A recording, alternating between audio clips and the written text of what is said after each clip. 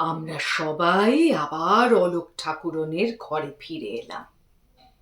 ঘরে পৌঁছানোর সঙ্গে সঙ্গে এই জয়ন্তী, হ্যাঁ বলো বলো।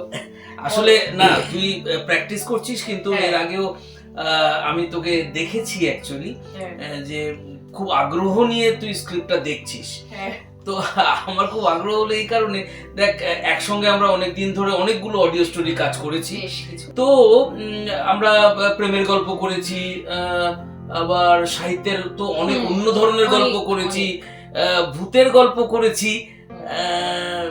কোনটা তোর বেশি ভালো লাগে? আমার ছোট থেকেই ভূতের গল্প পড়তে, শুনতে, বলতে ভালো লাগে। ভূতের গল্প বেস্ট।